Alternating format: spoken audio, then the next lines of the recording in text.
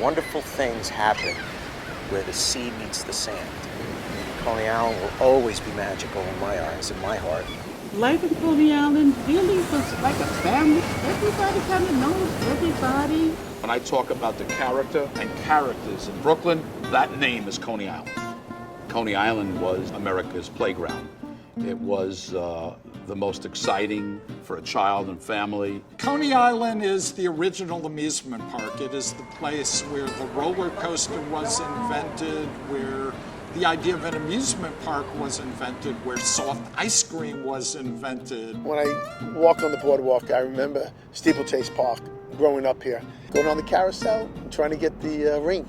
I remember the cotton candy. The scooters was my favorite ride. I loved the scooters. Coney Island and its demise was no different than the urban challenges facing cities across America. People are running from Coney Island. It was dark times, it was gangs, it was violence, no funding available for police, fire, sanitation. And a lot of landlord abandonment. You'd have to go very far away just to get a loaf of bread and a container of milk. So that just bred more people leaving and uncertainty. Some of us are very stubborn and we planted our feet here. We struggled through it. So we feel an ownership to Coney Island because we invested here. Then there was talk about a ballpark coming. The Brooklyn Cyclones brought people back to Coney Island. It was cleaner, it was brighter, and most important of all, everyone understood it was safer. Finally, somebody said, look at Coney Island and let's see what we can do to make a Coney Island a more livable place. The people that remained here, they wanted to make this a better place. Is it gonna happen? To be honest, that was the first thought. You know, we've had promises before. Now everybody's at the table. We have community members at the table. We have representation from our elected officials. So I think the spirit of cooperation is in the air. The CIDC was formed. Respected members that we respected, the community respected, was a part of the board.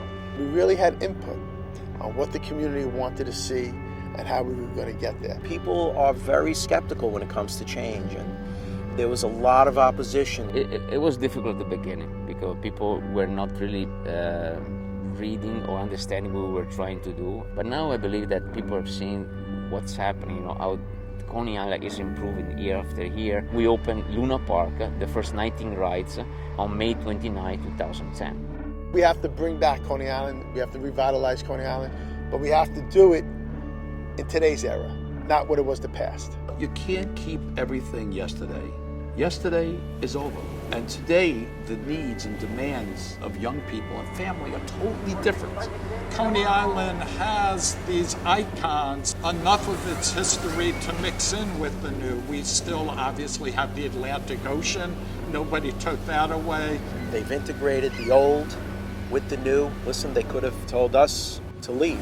We did work together with the city. We embraced their vision for the redevelopment. We have this historic rides. We have the world's largest manufacturer of new rides in town. But it's not just ghost walking around. It's landmarks operating and those traditions and the mix of the old and the new that you're not going to get anyplace but here. I want to keep the funkiness and the unique character.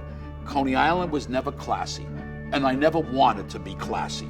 I wanted to be what Brooklyn really is, in your face. A lot more work has to be done.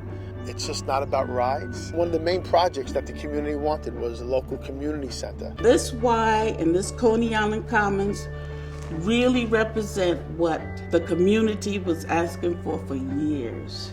And finally, we see the shovel went into the ground. We had a vision, a dream, and we knew that we wanted to make this a great place for all people. Not only just the tourists, but for the over 50,000 residents that live here. I see the future of Coney Island. I see the 100th anniversary of the Wonder Wheel coming up in the year 2020. Even in 2013, you will see a Coney Island that's bigger and more vibrant and better run than Coney Island has been since the early 1960s, and with potential to go beyond that. Zampero's coming in with new rides. We have Steeplechase Plaza being built. We saved the carousel.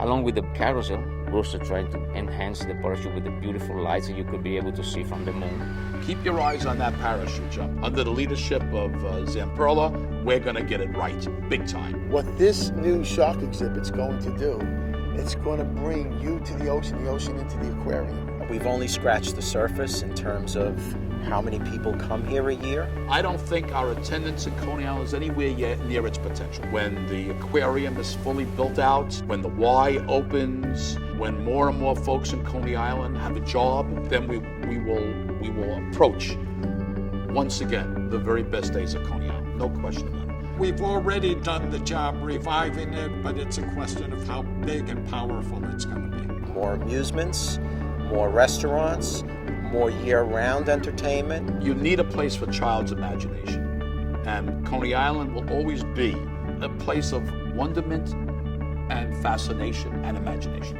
In 4 years, 5 years from today, I'm going to look at it saying, wow.